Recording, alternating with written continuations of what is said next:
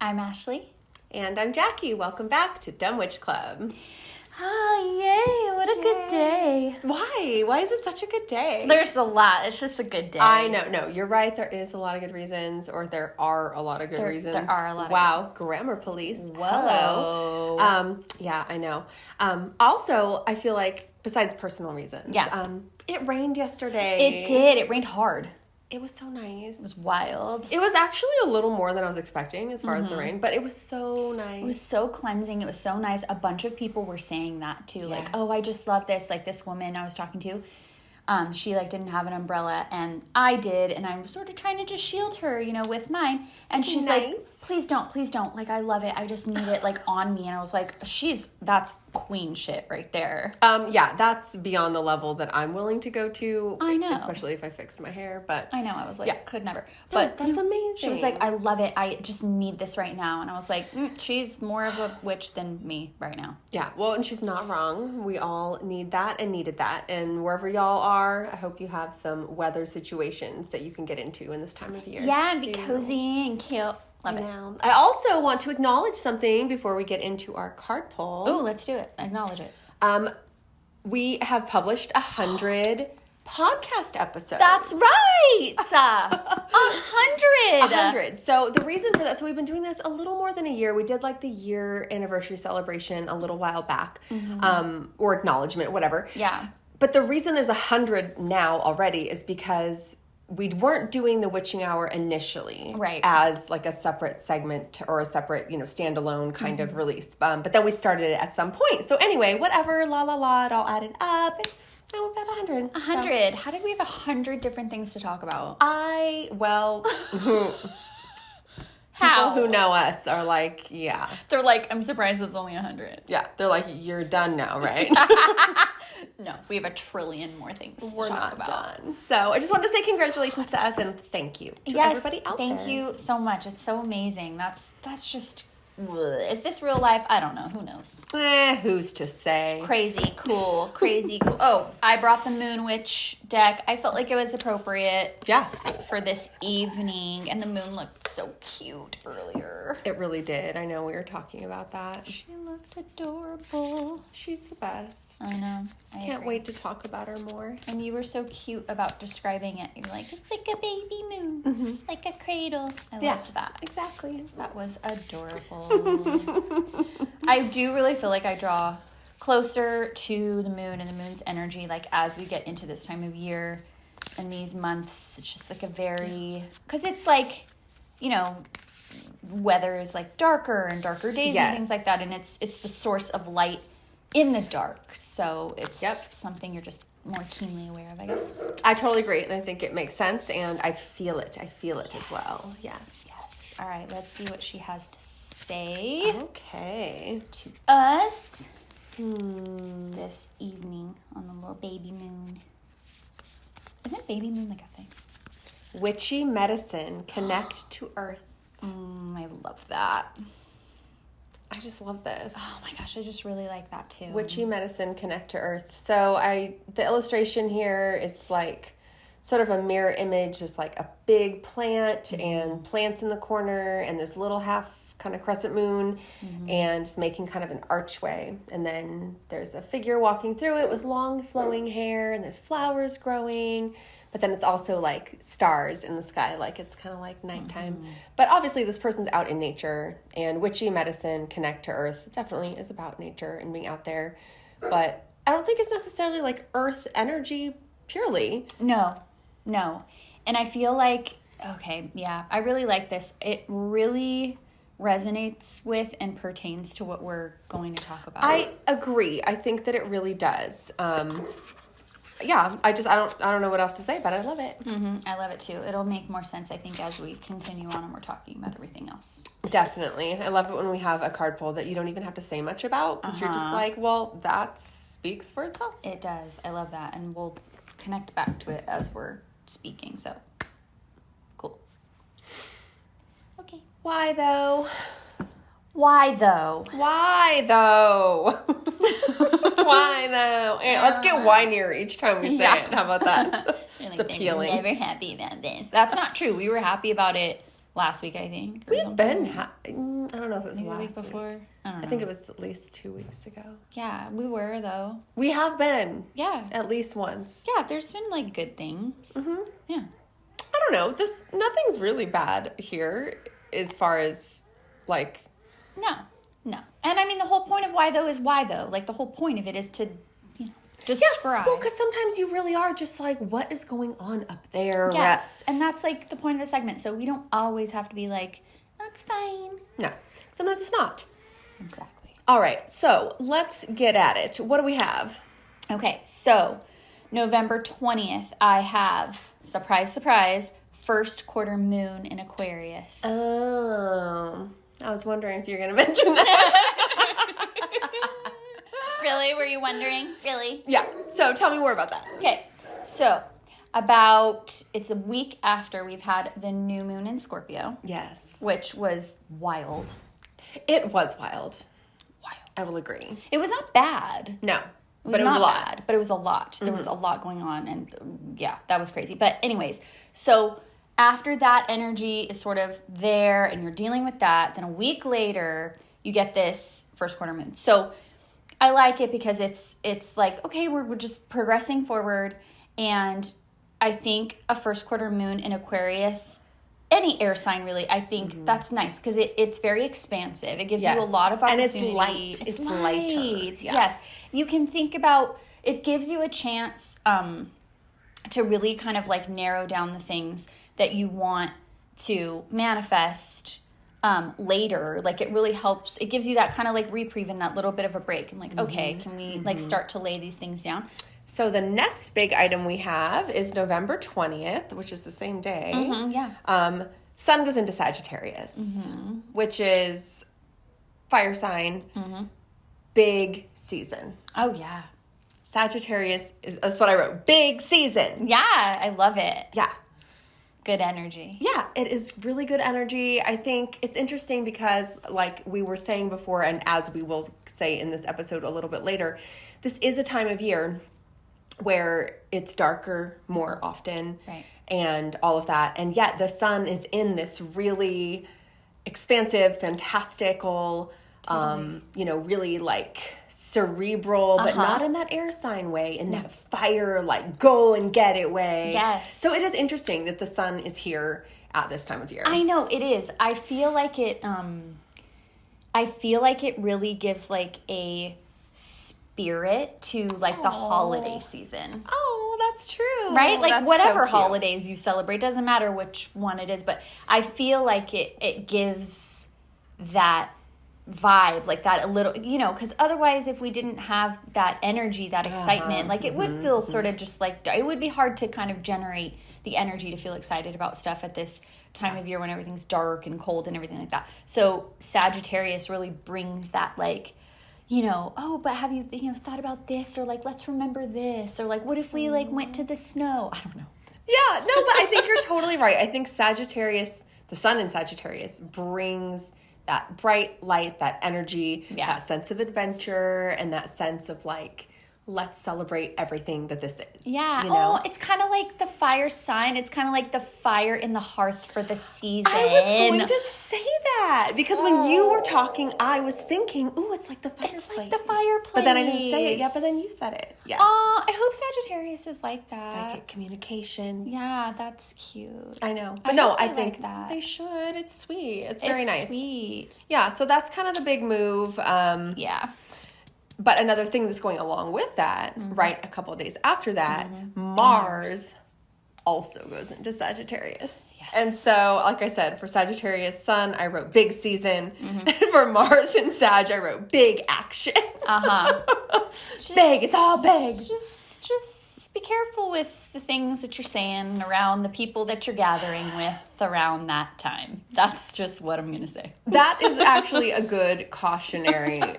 Because, I mean, I think this could obviously mean just like exciting, amazing, like fantastic. Totally. But, with Sagittarius energies kind of tendency to be very, let's say, blunt. Yeah. I would agree. And with Mars in Sagittarius, we could just be up in the ante on, grandpa's politics and stuff at Thanksgiving dinner. Maybe maybe protect your peace. Yes, right? Maybe as protect always. your peace and just not go there. If you feel that fire inside, it's okay. We all have it. It's fine. But maybe just kind of like think a couple times before the things come out of your mouth that you're thinking about what you want to say. Yes, which is always good advice for all signs. For all signs. And all seasons. Especially Sagittarius. So I think that completes the why, though. It's a good why, though. Yeah. Yeah, see? Another good one. Yeah, see? That's why. That's why, though. Okay, here we go. I don't know why I said it like that. You did. Big witch energy. What's our big witch energy for today? Oh, I love it. Our big witch energy today is witchcraft for stillness and gratitude. Oh, I know. It's so good. I know. I'm obsessed with it, kind of. Yeah, it's so good. And it's funny because I was like, ooh, what's it going to be? And then you said it and I'm like, oh. Yes. I know. Yes. Which, what a great feeling. Yes. No, I know. So this was really your brainchild. So why don't you talk about it first? Yeah, okay. So it's interesting because we were just talking about that Sagittarius energy and kind of that excitement and everything like that, which is great. And we love it for certain parts of the season, certain days when we want to have that feel. But for other parts and kind of the extended season we're going into, it's a real opportunity to tune into that stillness and to kind of slow down and to really absorb the things that you've been working on throughout the year as we sort of start to wrap up the year. I think it's a really good time to reflect and to sit with things for a while. Some of us are privileged enough to have some downtime during this time. Some of us don't have any, so it'll be a little bit trickier to kind of fit these things in. But if you do have that downtime, I think that is a really great way to align yourself with sort of what the season's asking you to do. And it's a lot less pressure, so that's nice too. Yeah, no, and I think it's interesting because I also, as a witch, right, a lot of what we are doing is taking direction from the seasons and from nature and from what sort of like the natural cycles are happening around us. But I think there is sort of an inherent conflict at this time of year because the season itself is providing us with cooler weather, even cold weather, a lot of darkness, a lot of nighttime, all of this kind of like hibernation, settling in, like staying close to home, cozy. But then we have like the holiday season overlapping over that, which, in different places they may or may not be experiencing that holiday season frenzy. But that's true. Here in the good old US of A, capitalism central, it's like hectic and it's wild. So I feel like there's kind of these competing kind of just directions. Yes. And so I think we can take a cue from nature and still celebrate, bring the two sides of Sagittarius to bring the astrology in again. Yeah. The excitement, the passion, the adventure, but also Sagittarius is about age and wisdom. Yes. And acquiring knowledge, which anyone who has aged even to the ripe old ages that we are, we have the wisdom to know that we don't want to be out there in the dark shopping in stores until midnight. Like, we're not. No. We don't want that. No. And it is a prevailing sentiment. I am seeing so much content about this that is just like cracking me up with people like, now that it's dark at 4:30, like I feel like a colonial person. That you sent me something about that was so funny. No, I know, seriously. I feel like we should be making this production by candlelight right now. Yes. Like, just to emphasize, like. Yes. I know.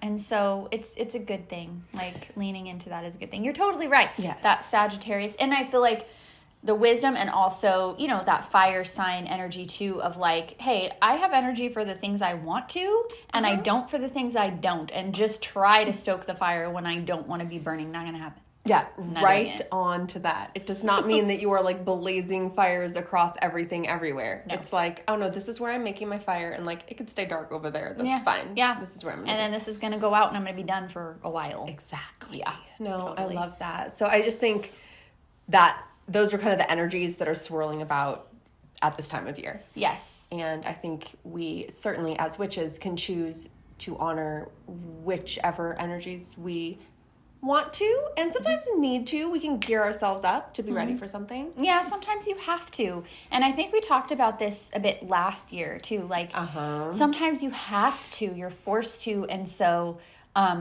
yeah, you can go back and watch our episodes from last year around this time, because we do give advice on what to do spell-wise if you're in situations that are requiring energy from you. Yeah, and like energy protection for the holidays. We had one kind of like that last year, which we could even make new ones about that too. So you may be still seeing that, you know, coming down the pike. But yeah, definitely. As far as stillness and gratitude, how do we bring... I mean, there's sort of two different concepts too, but how do we bring more of this? Well, it's not, like I said, it's not easy. So it has to be really intentional. And okay, it can look on paper like it is easier because there's less energy involved, right? It's not a manifesting energy. It's sort of the anti-manifestation, which technically is easier, but I think sometimes people have a harder time with that because there's no clear direction on what to do. And if we hear anything from anybody, it's, what do I do? Just tell me the steps on what to do and I'll do it. And this type of thing is like, just do nothing, which people freak out about. Like, well, what do you mean nothing? Like, I have to do something. How do I do nothing? How do I do it? How do I do it? And then scrutinizing yourself the entire time you're doing nothing, right? Like, well, am I really at peace? Like, is this really still? Because I don't feel still. So the caveat there is, this isn't a perfection practice. This isn't something for you to master. You just have to try. That's all. You just have to try. You have to just take moments where you can sneak it in and really just focus on being physically still, as mentally still as you can be, and just no agenda to that. Just absorbing kind of the things around you, letting things float by that aren't serving you, and just see what it brings up for you. And however you want to process that at that point, great. If you want to write it down or talk about it with someone, that's great. But that's all you need to do. That's really what it is. Yeah, and I know also, and I know that you also do know, how hard it can be for folks who are used to the frenzy and the chaos and just the multitask and the busy of modern life. Right. How hard it can be to just sit still. Totally. So I have an idea on this that's a little... It's different. It's the same, but different. Okay. So, and I don't really know what to, I call this like bringing a spell to daily activities, but it's kind of not exactly what it is. I don't know. Anyways, what it is when you are doing something, you do it slowly. I love this. And you do it singularly. Sometimes this is called one mindfulness. So we may have heard of mindfulness, but this is still different, or it's part of that sort of, but it's a different part of it. It's that you focus your entire mind on the one thing that you're doing. Yes. And you do it fully, and you embody it, and you embrace it, and you take your time. And I am talking about reaching for a glass of water. Exactly. Like, you know, you're drinking. Yeah. No. Don't do it like that. Stillness. So you don't literally have to just sit still. Exactly. You can bring stillness to the activities that you need to be participating in. Absolutely. Yeah. And you reach slowly. You feel your glass. And when you drink, you do it with intention. Exactly. And you take that moment to just focus on that activity. Yeah, it's so good. Yeah, it is. It's nice. It makes a difference. It really does. And maybe you can't do that 24 hours a day, of course. But you can do it for a moment. Yep, and that's all you need to do. You don't have to say a mantra. You don't have to do a spell. That is the spell. That's just what you're doing. Yeah. You do see like a lot this time of year too, like people kind of getting back into repetitive activities that they've done, like knitting, those kind of crafting things. Things that are, or like doing a puzzle or whatever, things that sort of have like a routine to them or a repetitive nature to them. I think that's amazing because that really does or even like, I mean, your process of like baking and the way that you like approach it, I think is very like that too. Like you have your organization and the way that you like to do it, and you're focused on, I mean, you're handling a lot at the same time, but. No, but you're absolutely right. There's sort of steps and a process. And, you know, even if, like I was saying in my like, sort of example too, I'm not sitting or standing still, but I feel a stillness come over me. Exactly. Because I am focused on doing, sort of a repetitive, but like a predictable task. Yes. And yes, I think there's a lot of activities, especially around this time of year, that people tend to get involved in that really lend themselves to that. And I think one of the things I notice when I do an activity like that too, especially if it becomes really kind of a rote thing that you're doing and you're not thinking about every step. Is that like especially with like knitting or something. If like you're that. just used to doing that and you know the stitches that you're doing or something and you don't have to like look at a book and you're just doing that. I feel like those are moments too where a lot of magic happens in terms of things start to occur to you. You really start to just think, it's just like when you go out into nature and you kind of just like let it tell you what it needs to show you, and like animals will come closer to you, or just you'll notice the way the trees move, whatever.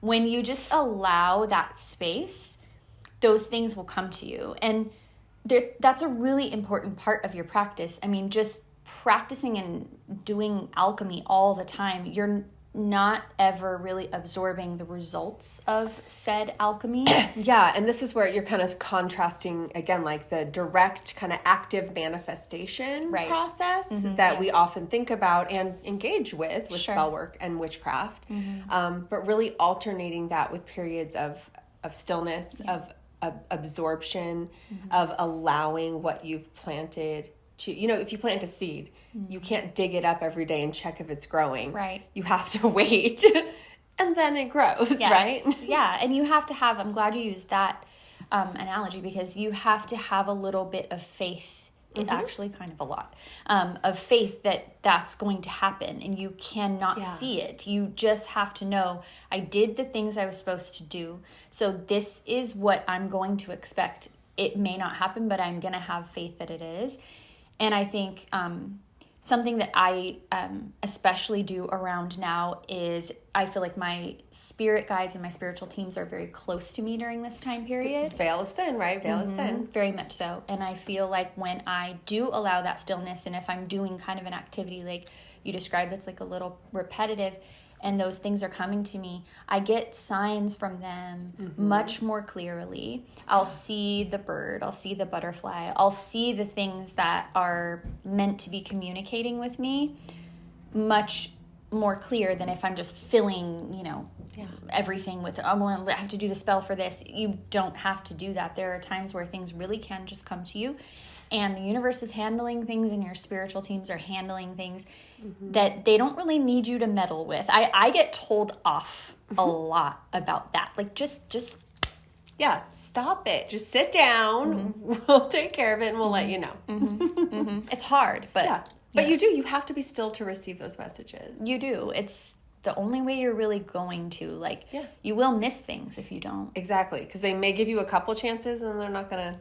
It's hard for they're not that gonna energy. tell you anymore. No. So, no, that's very true. What about gratitude? Because we're talking about stillness and gratitude. I think gratitude makes just pretty obvious sense at this time of year. We're coming up to like Thanksgiving holiday in the U.S. here, so which is not a world holiday, I realize, but totally. But I feel like there's a lot in different religions and sort of belief systems and stuff where this time of year is the time for that, right? Yes, well, because it's like after the harvest, you're grateful for what you harvested. Like that goes back to like the ancient times. Totally does. Yeah. I think that that gratitude aspect is important too, because when you notice what you're grateful for, then you notice that you actually have quite a bit. Oh, right? Yes. So that principle exists in like all kinds of religions too, as well. Like the good begets good kind of idea, or like the karmic idea, that if you are grateful and you put out that energy, like it brings more abundance to you. Yes. Because, you're acknowledging it and you're deserving of it. And chances are, if you are, you're paying it forward. You're doing things for others that are, generous. Exactly. And so that's just going to, and the idea is not to do it to get something back. Like, that's not the idea. No. But it's not really about getting something specific. It's just that it's like enriching you by demonstrating that gratitude. Yes. And I think you can really only truly be generous if you feel you have enough. Right. And feeling that you have enough, it is a feeling that you can bring to yourself by having gratitude for what you do have. Exactly. Yeah. Yeah. Yeah, it's a nice thing. So, and you can do it in a very similar way that we just talked about too. And sometimes even just that sitting and being still or doing an activity and kind of with the intention of stillness, these things about what you're grateful for, even just being grateful to be able to focus on that one activity. Exactly. Yes, just grateful to have the time or the resources to use materials that you need, just having that gratitude. Yes. Or like remembering that a certain person taught you that recipe. Yes. Oh, I like that. Right? Yeah, Showed that to you and like really connecting with that person, whether they're on this spiritual plane or a different one or whatever, like that's all just really nice and really connected. And I just really like that. I like that too. I had a little gratitude ritual that I wanted to describe. And again, this is very, very simple. But just maybe think about committing yourself to 7 days of gratitude. And it could be any number of days, but I picked 7 sort of numerologically for reasons. It doesn't matter. All you need to do for this is to just have paper or a journal. And you can set up a space to keep that or just keep it wherever you keep it, right? I did have a suggestion of if you wanted to bring a crystal into that space, smoky quartz for grounding and anchoring to really help you to ground yourself in gratitude and, like you were saying, the things that you have around you already so that you really can be present with all of that and feel that. So this is the suggestion, and it's a little different. Sometimes you might hear about like a gratitude journal or like writing down 3 things you're grateful for, and that any version of this is fine. But mine was a little bit like each day write something you saw or experienced that you are grateful for, and be specific. Rather than saying I'm grateful for my health, you might say I was able to walk a mile today, or I walked from my car to my workplace. Right. Something very specific. I ate a really nice breakfast today. Instead of just, I'm grateful for nature, you said, I'm grateful for the rose bushes planted in my neighbor's yard. Just something very, very specific. And you just kind of see what happens. I mean, you might continue to do this every day or occasionally whenever it crosses your mind.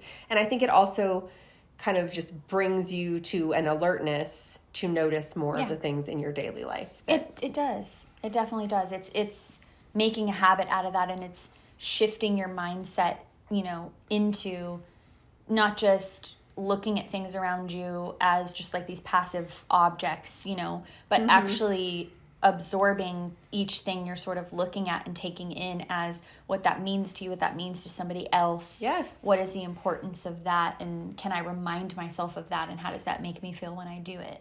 Yes. And like you said, it is really more of a mindset shift that happens more than even just taking pen to paper. Yeah. But I think it helps solidify it in your mind when you do that action. Yeah, that's like scientific. They show that. Yes. You absorb things when you actually write things out. I know I definitely do. So definitely. And that's why I think the convenience of technology and like typing things in your phone app or whatever, like that is better than nothing. Yeah. But there's really no comparison for pen or pencil to paper. I know. I agree. It changes things and it's magic. It's one of the most magical things. I really enjoy it. Definitely. So that is my little gratitude ritual that I thought about. That's great. That's a really good one. Yeah. And then I think there's another sort of common practice, but you could do it and you could even make it as reverent as you wanted, or like if you celebrate like a Thanksgiving holiday or a Friendsgiving or whatever it is, and like you go around and ask, or people say what they're grateful for. Yeah. And I think if you participate in one of those, or maybe if you're leading it, maybe you help guide people to be very, very specific and even small with the things that they're naming. It's because I think people can tend to say, oh, I'm grateful for all my family and friends. And like, that's lovely. But, sure. I think there's something different to saying, like, I'm grateful that, Janet's kindergarten teacher is so kind and helpful to her with reading. You know what I mean? I think that's a different kind of gratitude. Totally. If it doesn't make you want to cry when you say it, you're not being specific enough. If you're speaking in generalities, that's usually when people are like trying not to get emotional, right? So they're just like speaking in generality and they're like, we want to see the tears. Cry. We're going to make you cry. Everyone's like, we don't want to go. Yeah, they're like, I thought this was gratitude. Next year, they're like, I am not. Yeah. It's really just hard. No, but you are right, though. Like, if it's not, like, emotional, if it's not touching on an emotion. Yeah, then it's not. Then I think gratitude is an emotion. And so it has to have a feeling element to it. Oh, it should feel, it should feel really deep inside, and it should make you want to cry. And, like, you don't have to cry, but it should make you want to cry. Yes, exactly. Yeah. Yeah, definitely. That's a good idea. Might force people to do that. We'll see. Yeah, tell a Scorpio how to have fun for Thanksgiving. Make everybody cry. Just ruin the whole thing. Just get really dark and really emotional. Everybody's like, oh my God, like, what is happening here? Never mind. And like, no one understands me. I'm going to go in the room. They're all sitting there. I know, and then I'm crying. You're like, bye. Yeah, I'm all over it. I'm like, ooh, that was a lot. I don't know what all those people were doing. Oh, so, no, I think, let's see. What else? Do you have more to say on witchcraft for stillness and gratitude? Yeah, so I just to reemphasize, magic practice does not always have to be result oriented. And this is, again, a mindset shift and a change. We have to reprogram ourselves from the society that we exist in. And if these messages are every day. Outcome-based, Solutions-based. I mean, the corporate speak and all of these phrases, like, make me so sick. But I hear them all the time, and they are around us all the time, and they're embedded into everything we do and everything people tell us or whatever. So these things are where you can take ownership of that. These things are when you can take the power back from that you don't have to then take those values and apply them to your practice. This is set apart from that. And you can be really intentional about saying, you know what? Sometimes there are things I really feel I want to see a result. I want to manifest. And other times it's not about receiving results about anything. It's really about just appreciating the wholeness of being here, like, as a human, and just appreciating the fact that you get to feel into all of these things, good, bad, all of it. Yep. So yeah, you're absolutely right. So yeah, I just really liked this, and as I think a lot of times when we talk about a lot of things, witchcraft is your existence. It is everything you do. Yes. It is you being you in all the spaces that you're in to the best of your ability. And so, yeah. What a beautiful thing. I love us. It's so beautiful. I love us. I love everybody. I feel like I just, like, I don't know. I feel like a warm light is being sent out to everybody that's watching this and experiencing this. Like, I totally agree. I want you to feel that. Like, that is beautiful. You are beautiful. It's great. Definitely. I love it. So I love that. This was a great big witch energy. Ugh, loved it. I know. Feel very renewed. So do I. Okay. You're going to give us a spell of the week, I'm too. going to give us a spell of the week. All right. We get even more. This is like a jam-packed episode. I love this. There's more. There's more. So, spell of the week this week is brought to us by Alanis Morissette. Yes. Which version of Alanis? Yeah, we can embrace all versions of Alanis for this holiday season. I do. Some days you're going to be a you ought to know Alanis, okay? And that's totally fine, and we support it, okay? Yeah. This is the thank you Alanis. So this is the thank you consequence, thank you silence spell. Oh, perfect. Yeah, love it. Okay. So all you need is salt, always, right? As soon as Jackie hears salt, she's like, yes, I can do it. I can do that. I love that. Salt. Just need salt. And then you need an offering of some kind. Ooh. And I'm leaving it kind of open because everybody likes to do different stuff. Everybody resonates with different things. I do like to do an an incense offering. That is something that I enjoy doing, but I do other things too. So whatever you want to do as an offering, you need salt, you need an offering, you need somewhere to kind of put this. So I don't know if you want like some people have an offering tray on their altar, or they just use their altar as sort of the offering central, whatever you're going to do. What you're going to do is you are going to place your offering. In my case, I would do the incense, and then you are going to put salt in a circle around whatever it is that you're offering. And I want you to send up some words to your spiritual teams to connect sort of back to that theme, to your spiritual teams, your spirit guides, deities, if that's what you resonate with, whatever you resonate with. For me, it's my spirit guides, my spiritual team. And say something like, I look to you for purpose and love because you are guiding me from above. I thank you for your presence and your gifts, and so it is. I love that. Yeah. It made me emotional. Yeah, so it made me want to cry. That was gift for... That is so great. I think it's good for any time of year, like we've said in other times, but very much this time of year. Mm-hmm. And if you're going to do, and this is sort of like a question, but just to say, if you're going to do an offering of objects, you just remove them yourself when you're kind of feeling like you're done with this. Totally. Or if it's food, you don't want to leave it out until it rots or something like that, you know. But or sometimes an offering could be anything, though. Yeah, it could be anything. And they receive it the way that they receive it. So it's not like when you take that away or something that it's like gone. So. Well, and it's not like they might literally take it away. So don't expect that to necessarily happen. And if you are getting items literally taken away, that's a whole other conversation, which has happened to me and does happen to me. And if that's happening, that's different. We'll talk about that another time, but message us if that happens to you. Yeah, and be careful out there. Be careful with things that you don't understand. No, I love that spell of the week. And I love the song inspo. It's back. It's back. It's back. Oh, I feel so satisfied. So do I. So, I guess until next time. Stay witchy, friends. And stay dumb. Dumb Witch Club is written and produced by us, Ashley Sidner and Jackie Gerard at the Dumb Witch Clubhouse in Orange County, California. Produced and edited by Matt Heinemeyer, creative director and culture consultant Violet Turner. Original music by Ashley Sidner.